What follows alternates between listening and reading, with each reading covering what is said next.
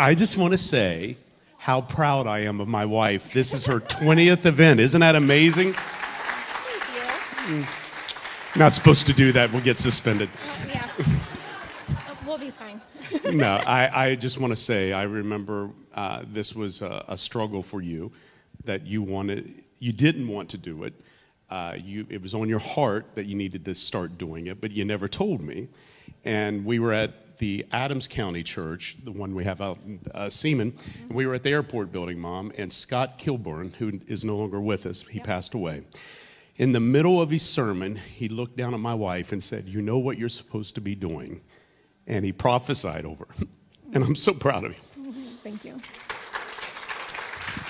And you're not supposed to make me cry before we do this. And we were in Adams County, and I knew that God had laid it on my heart. This is what I'm supposed to be doing. But I'm like, no. I married the pastor. He's going to preach. I'm going to sit on the front row, do my thing. Like, I'm not the singer. I'll be, the cheerleader, the supporter. And Scott looked right down at me, and I'm like, oh, no, you don't. Like, I'm the pastor's wife. You don't point me out. Like, these are the rules. And then what happened was later that week also, Gary Smith, who was our associate pastor at the time, I was walking down the ramp, and Gary goes, "God gave me a word for you." I'm like, oh, not you two. So needless to say, after that, I did. I had not talked to Matt about it. I was playing with it. How many of you, God tells you something, and then you're like, that might be an idea, but I'm not doing it. That's where I was until he made Scott tell me, and then confirmed it with Gary, and then I told Matt. I was like, all right, so this is what I think we need to do. So if you look up in the lobby, I looking back and seeing, I knew that we had done 20 of these, but back in 2019. So looking and seeing and watching through the years and watching everything progress. And thank you to everybody that cooks and puts up the tables and does. I am so thankful. Before, it was myself, Heather, and Lydia. And that was it. And we were the ones that set everything up, cooked everything. They still help a lot. And now we have Holly and so many people baking and stuff. So thank you. Give yourselves a round of applause. I couldn't do it without you guys.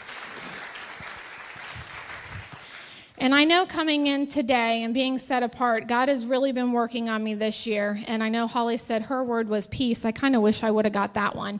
It sounds a little easier. Mine is about being intentional. And everything that I'm doing is with intention, or trying to do. And it's really hard because I started navigating bringing my business and bringing the ministry together. And I thought I had it all together, and I got a bunch of stuff together, and God told me no. So I had to redo it. And I've been working a lot on purpose and trying to figure out our purpose, because I think that's a lot of what we all struggle with. We know that God has these gifts inside of us, and we know that we're supposed to do certain things, but how do we exactly figure it out? What are we supposed to do? What if we're wrong? What if we don't pick the right thing? What if it's something else? And so that's what I've been working on. And when we were talking about the event today and being set apart, I really wish that someone at some point would have been this direct with me to tell me that everything that you're insecure about, that's exactly what God gave you to be able to use. The world makes our insecurities make us feel just that, insecure. But we are designed to be set apart and be different. We're not supposed to be like everybody else. We're supposed to be the broken crayon in the box of, like all the brand new ones, and everyone uses all the new ones because they're all pretty. Well, guess what? I want to be the broken one, because that one has a special purpose to it. It can be melted down. It can be used for something else. It's not supposed to be like everything else. So have you ever looked at somebody else's anybody else's life and thought, why does she have that and I don't? Comparison will rob you of your purpose and make you so depressed. And that's what the enemy does. Why does she seem more confident, more successful, more secure? Let me tell you, 20 events ago, 12 years ago, I was curled up in my ex's house on the bathroom floor, or not the bathroom floor, on the kitchen floor, crying and so broken and so insecure. The woman that I am today is not who I was 10, 12 years ago. And I think you need to give yourself a break and understand and know it's not an overnight process. It's not something that you just come into and you become confident and you walk in your purpose and you do everything that you're supposed to do and you're just going to be really, really great at it. Because newsflash, when you start something new, I'll use the correct terminology, Miss Glenda. When you start something new, you're going to be really bad. It's a fact. You're not going to be great at everything you start. Give yourself a break. You have to continue moving forward and doing it. We slowly start to believe the lie as we're looking to everybody else that maybe I'm behind, maybe I'm just not capable, maybe I'm not like them. But what if the reason your life doesn't look like someone else's is because you're not missing something? But what if it's supposed to be that you're not supposed to be like them? You have different gifts. You have different talents. What if the thing that makes you feel so different about everybody, so different from everybody else, it's actually the evidence that you're set apart from them to do something different? If we look at our main scripture, I always try to pick a scripture that goes with the theme, and it's Jeremiah 1:5. And it's, before I formed you in the womb, I knew you. Before you were born, I set you apart. He tells us, I already did this thing to make you different from everybody else. So why are we always trying to conform to be like everybody else? And let me tell you what. Let me tell you a secret. The one you're trying to be like, they're trying to be like someone else too. Think about that for a second. So when you're looking and you're comparing your life to someone, you're saying, man, I wish I had what they had. I wish I did this. I wish I was further along in this. I wish. They're doing the same thing to someone else. So guess what? You're never going to get there. You're always going to be different. You're always going to fall short, because the second that you reach and achieve what you think that other person has, they've already changed it. They're going to be different and they're going to achieve something else. And then what are you going to do? Continue to chase after someone else? Or you're going to figure out what God has you set apart and you can follow on your path that you're supposed to be on. He said that he knew you before you were even born, before you made mistakes, before you had doubts creep in, before the comparison ever even entered your mind. Think about it when you were, I know we've got a lot of people with a lot of little ones in their life. Before, when you're learning how to walk, when Bodie's learning how to walk, he's not going to compare himself to Rinley, who already knows how to walk. We don't know that yet. For some reason, we start to do this comparison thing, thinking we're supposed to be something else. It means that you are important. Your purpose was never dependent on your confidence. It was already written into who you are. So today, as we go throughout, I've got 5 different points and 5 different women that I'm going to point out. And don't worry, if you don't know about all the women in the Bible, I'm just going to give you a brief snippet and you can go look them up later. But today is about discovering something many women spend their entire lives missing. They were never meant to blend in. They were supposed to be set apart. So that's what I'm going to hope that you can walk away with today. Number 1, you were set apart before you were ready. It's like I have conversations with women all the time, or parents or families, and have you ever heard someone say, well, when X, Y, and Z is in place, I'm going to be ready to have kids. Nope. Or when I do X, Y, and Z, I'm going to get married. There ain't no perfect time for that either. You're setting out these unreal expectations, trying to think that you're going to be ready for these events, or once I get my life in order, then I'll start walking into what God had called me into. I wasn't being obedient in what God was calling me into, so he made sure that I got called out. So, if you're just waiting around to get called out, stick around. I'll pick some things and I'll start calling people out so you start walking in your purpose. Because a lot of times people around you are going to see and know what your purpose is before you know it. And that's okay. They're going to see, you might not be able to see how you're set apart and how you're different from everybody else. You're going to see it as an insecurity. But what other people are going to see is that that's the thing that makes you different. That's what makes you unique. That's what makes you qualified to do what you're refusing to do. So don't get upset when people point something out about you and say, oh, you're so artistic, or oh, you're so unique, or oh, because what the enemy does is they use that as a weapon towards you. And gosh, well, I am so unique. I mean, they must not like me because I'm not like them, or I don't do. No. That's a good thing. It's not a bad thing. Don't bring on offense because someone points something out. Oftentimes, that might be the Holy Spirit coming inside and saying, hey, I need you to deliver this to them so that they start seeing it as a strength and not as a weakness. One of the biggest lies we believe is this: I need to be more ready before I step into what God is calling me to do. I can think of a few people that I know that. But God rarely calls the people when they feel prepared. He calls them when they're available. Look at Esther. She was an orphan girl who became a queen. Do you think she woke up one morning saying, hey, I'm going to be a queen? I mean, a lot of little girls want to be a princess, but I mean, come on. Who's saying that they're really going to be a queen? That's something that was unheard of, not in her life. Thinking that today I'm going to save an entire nation. She didn't wake up believing that or thinking it. But God positioned her in a place that she didn't fully understand. Do you ever find yourself, maybe it's at a job or in a friendship or a relationship or in just different situations, and you're like, all right, God, I know you have me here for a reason. I'm not going to question you, but I'd really kind of like to know why I'm here right now.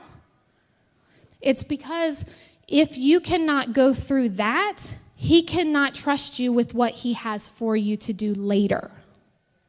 Have you ever heard where people say, oh, I'm just praying for patience. I'm praying for patience. Don't do that.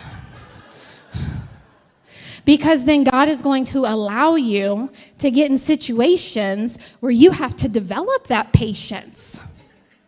He's not just going to give you this patience to let you say, oh, okay, I'm patient now. Oh, no. You're going to be dropped in situations where you may not like the people around you, and then they don't like you either because you don't have the patience to deal with them. So be very careful about what you pray for. With Esther, and I don't think I gave you this scripture, but that's okay. We live in a world right now where everyone feels like they need to have everything figured out. Have you ever noticed like that everyone is an expert now? Just scroll TikTok. Everyone knows everything. And then when you think you've figured it out, someone says something completely different to what you thought you just figured out. And what happens is then you start to not fully understand and you question yourself because you thought you had it figured out, and then someone else said something else because everyone's an expert on it. Let me tell you, they're not. They don't have it all figured out. They're still figuring things out. You have to explore. You have to gain knowledge. You're not going to have things figured out. What you have to do is you have to start walking it out to figure it out. When you start walking in what God has you called and set apart to do, doors are going to start opening. If you stay over here in the crowd and you've got everyone around you, but your path is over there and all the doors are open there, but you're in a shut room here, until you remove yourself, which looks like different job, different friends. Oh, I'm losing. All you can focus on, everything that God took away from you. But do you really want to stay in that room when on this path you go down and all the doors are open? It's really up to you. It's your choice. You can stay with those people. You can stay in that relationship. You can stay with that job. I'm not saying don't quit your job, don't leave your people, but I'm saying really look at it. Be self-aware with what's going on, because a lot of times, you know how you talk about red flags? God gives you red flags all the time. We just don't listen. We make excuses, or we don't want to be uncomfortable. Fear is right on the edge of being comfortable. If the stage is being comfortable and the edge of it is fear of the unknown, I don't know what's out there, then my life is only going to be this. But if I get uncomfortable and take another step, don't worry, I'm not a fall. But look at everything out there that I get to go explore. You have to get over the fear and move forward with it. Your real purpose also doesn't always feel clear at first. It's not going to. It's like when you're driving down 275 and you hit that bridge in Milford and it's all that fog every single morning. It doesn't matter what time it is or what temperature it is, it's foggy. But you know, if you just keep going, eventually it's going to get more clear. But if you sit right there in the fog of what you don't know and you stand still, nothing ever becomes more clear. You have to continue to walk it out. Sometimes your purpose looks like saying yes when you're really unsure. When you're going, but I really don't know. Yeah, you do. You just don't want to move forward with it. It might be trying something new. Maybe you're sitting there saying, okay, I have these skills or these qualities, but I don't know what to do, but I'd really like to do X. Go try X. Because guess what? If it doesn't work out and it's not it, did you die? I mean, unless you jump out of an airplane and forget to pull the chute, then yes, but don't do that. You need to try new things to figure things out. It's not just going to plop into your lap.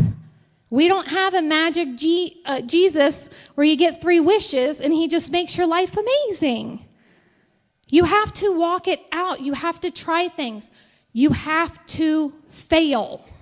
You have to be really bad in order to get okay, then to get good, then to get really good. But even at really good, if you don't keep practicing your craft and doing what you're supposed to be doing, you start to fall backwards. You have to continue moving forward. And also, you have to trust that God is guiding your steps. Any area of your life that you see that is a huge challenge, a lot of times it's because you have not surrendered it to God. Well, I've surrendered my life to God. I've surrendered everything to God. But my finances are a wreck. Then have you fully surrendered it? I know that I've given this, I've told this plenty of times before, but I'm just going to say it again because it's the biggest analogy that I can think of. I thought that I had fully surrendered our kids to God. God, they're yours. I know that you're going to protect them. I know that. And then my 15-year-old comes to me and tells me she's pregnant. I tried to control that situation and tried to control her and try to dictate outcomes with her to make her do a certain thing and be a certain way but it didn't work. When I fully surrendered and knew that I surrendered my kids to God, the way her life transformed was in direct result because I trusted to let him do it. Because how many know if you got teenagers or you got kids in general, if mom says it, it don't mean anything? Yeah. So just think about that. You have to let God work in their lives. That same thing with your spouse or your partners or your kids or coworkers or anything else. Stop trying to dictate the outcome and let God work. Hand him over. You still have to work on it. But you have to know and trust that he has a plan. He has a purpose. It's going to work out. Your calling is not waiting for your confidence. Your confidence grows after you start working on it. You have got to walk it out. Sitting and thinking, and I'm a big planner. I'm a planner and a procrastinator. Is there anybody else that's like that? Like, you have all of these to-do lists, you have great plans, your life looks amazing on paper, but then you look back and nothing's going that way. But so what you do is you redo it. Because if it's on paper and it's not working out that way, then you got to redo it again because then maybe it'll do it. But the problem is you're not doing what you wrote out. It's not the plan that's messed up. It's that you're not walking out the plan. You have to move. Things will start happening when you start moving. And if you're going in the wrong direction, you'll get turned back. It's kind of like a detour. Sometimes we think we know where we're going and we end up way over here, but then guess what? we end up back over here. It's okay. You still get back on track. You're still on your path. It doesn't mean that you're wrong. It just means that, we went another direction for a little bit. Looking at comparison. Comparison is one of the fastest ways to lose sight of your purpose, because you're not seeing what God has inside of you. You're looking at everything that you think you are not. We compare everything: careers, marriages, finances, parenting, spiritual lives, everything. The way we dress, the way we do our hair, all of it. And comparison creates a dangerous thought. If I had what she had, then I would be successful. Again, delaying things, thinking that you need to be something else to be able to achieve what God has for you.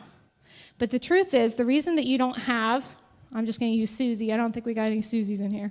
The reason you don't have what Susie has is because you're not supposed to be Susie. You're supposed to be you. If you were supposed to be Susie, then God would have made you Susie, but you're not.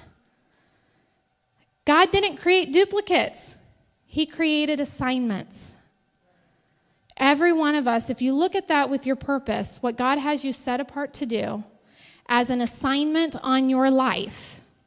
Think about it when you're at work and you get job duties. You get things that you're supposed to do. You get assignments. Kids, you get assignments that you're supposed to do in class. That's what God has on your life to be able to walk out in your purpose. You have a different assignment than everybody else. I don't want to go way too long, so we're going to skip off. In today's world, comparison is constant. When you open your phone, you immediately see someone buying a house, someone starting a business, someone with the perfect family photo, and wondering, why is that not me? Why am I not married yet? Why do I not have the 2.5 kids and the white picket fence? Why is my life not normal? Here's the reality of normal. Do y'all want, I know everybody says this, I just wish I could be normal. Have you ever said that before? Or I wish my life could be normal. I mean, the Young household, that ain't never going to happen. Let me tell you, it's not going to happen in your house either. Normal is a facade. It does not exist, because everybody's definition of normal is different. If you want your life to be different, you have to move in a different direction. If you continue to do the same things every day, you continue to talk to yourself the same way every single day, I've got news for you. Nothing will change. You can't do the same things and stay comfortable and expect your life to be different. It's not going to work. So sorry if you came here to be super uplifted, because that was a really hard thing. But I don't think everyone in here understands how powerful you are and what God has inside of you. It breaks my heart to know that a lot of individuals in here are just like I was 10 or 12 years ago. But let me tell you, you're a great actress. You know how to put it on. You know how to walk out and, put your big girl pants on and not let the world know what's going on inside. Fake it till you make it, baby. I was queen of it. No. We're going to make it now. We're not faking it anymore. We're going to start walking out the steps. We're going to start doing something different. And you don't even have to tell anyone about it. Because what's going to happen is people are going to start noticing a difference. So if you go into work and everybody is so super negative and you can't stand it, you walk in there with the biggest smile on your face, you be stupid happy. Because then what's going to happen is people are going to start changing, or they're just going to call you weird and crazy. That's okay too, because you're happy. And you be the weird, crazy, happy one. Because then people will start being weird and crazy and happy too. Sometimes what happens is we are waiting for everybody else to do something different to change the environment. What if the environment's not changing because you were set apart to be the one to change the environment? In my career and what I chose to do in finance, I was always waiting to find someone I could follow so I could emulate what they were doing. Well, with my situation and everything we had going on, that person did not exist. Then it was revelation. okay, God, you made me to be different so that I could be the leader in this area. If you're continuing to look for someone, now it's always good to look at people that do and have the achievements that you strive after, but you're never going to find that one that's just like you because they're not there. You might be the one that's called out to be the one to make the changes so that other people can follow what you're doing. So the thing that makes you different is the point. Many women spend years trying to hide the very thing that God wants to use. So see if any of these ring true. Have you ever been told, babe, where you at? You're too emotional. I mean, you're a man sitting in here with a whole bunch of women, so I just had to. You're too bold. Or they replace the B with another B word. I'll leave it alone. You're too opinionated. Or you're too creative. But what if those things aren't flaws? What if they're clues as to what set you apart from everybody else?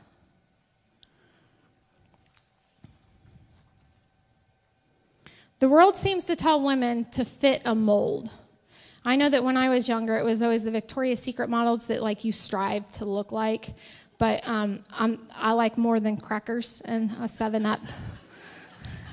I mean, you all do too. I saw what we had in there.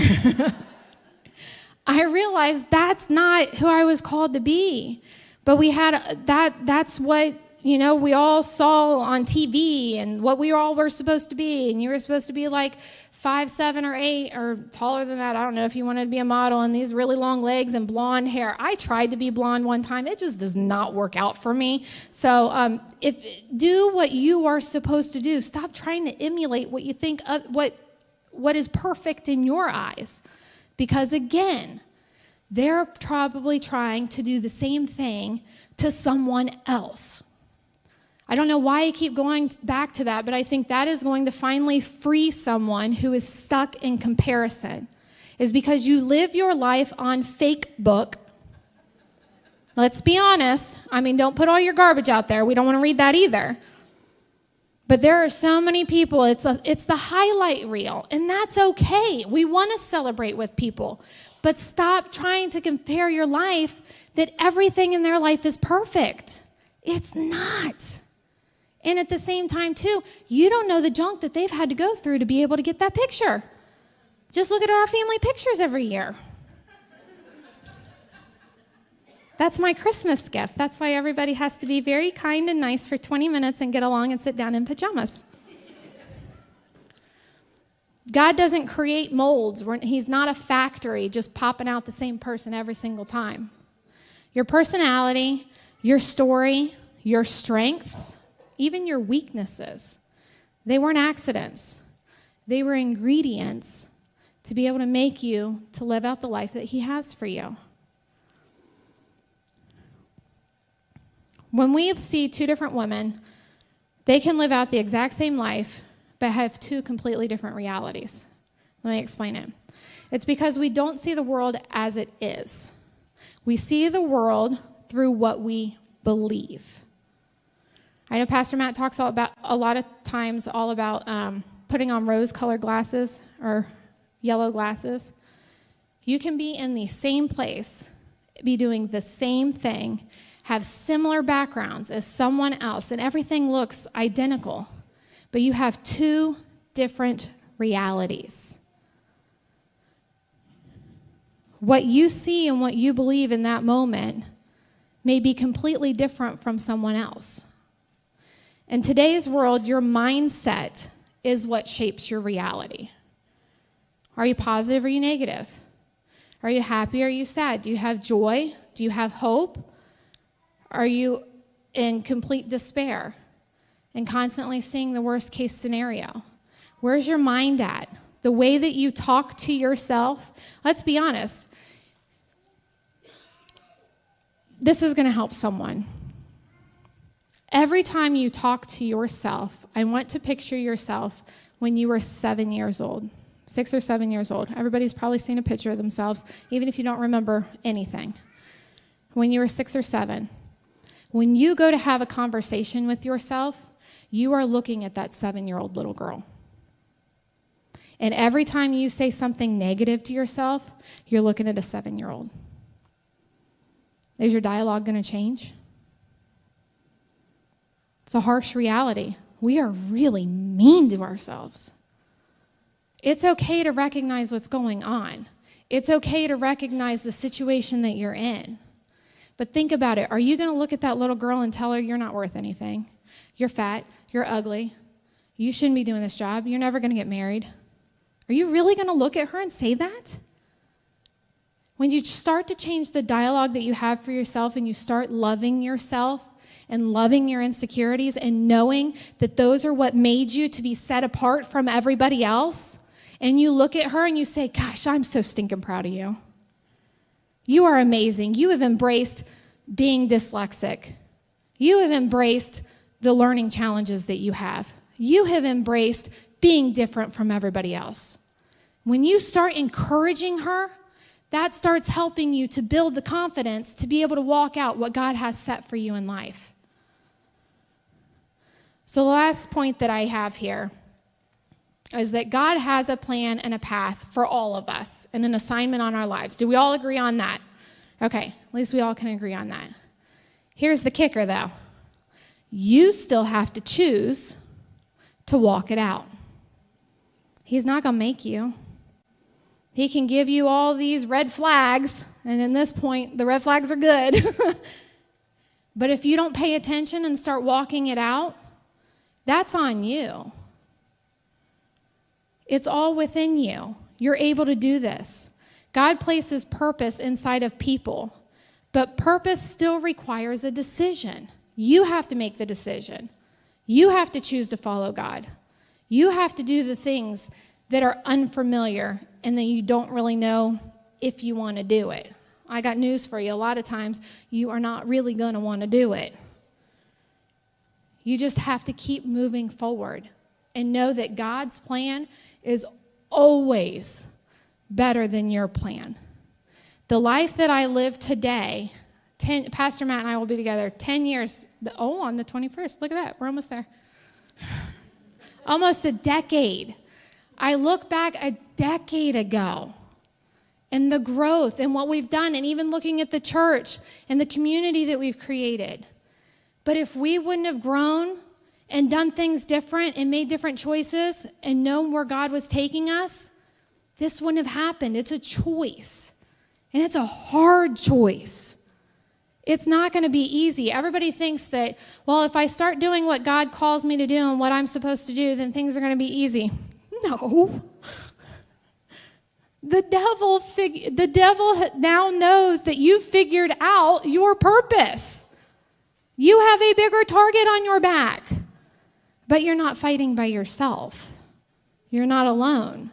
You have to hand it over and say, okay, God, I'm going to trust you, and I'm going to walk this out, and this is what I'm going to do, and I know that you're going to be right there with me, and you're going to be fighting for me. So some of you have spent years believing or trying to reason out or asking yourself, what's wrong with me? But what if the reason that you feel different is because you were just never supposed to blend in? You were created to be chosen, called, and empowered. You were created to be set apart. Before you were born, before you made a mistake, before anyone ever doubted you, God already decided something about your life. You, sitting in that seat right now. You never were supposed to blend in. You were created to be set apart. And the moment that you stop trying to be someone else is the moment that you finally become who God created you to be. That's all I have today, guys. Thank you so much for... If the worship team wants to come back up. So we're just going to have a quick moment here. I really want you to think about and pray about, and this can be just a moment to yourself. What is God showing you right now? Who are you supposed to be? What are you supposed to do? What are you not doing? What are you fighting? What are you telling yourself that is a disqualification that's actually a qualification to be able to allow you to walk in your purpose? And just ask God to be able to open those doors so that you can start walking forward and do what you know He has you called to do.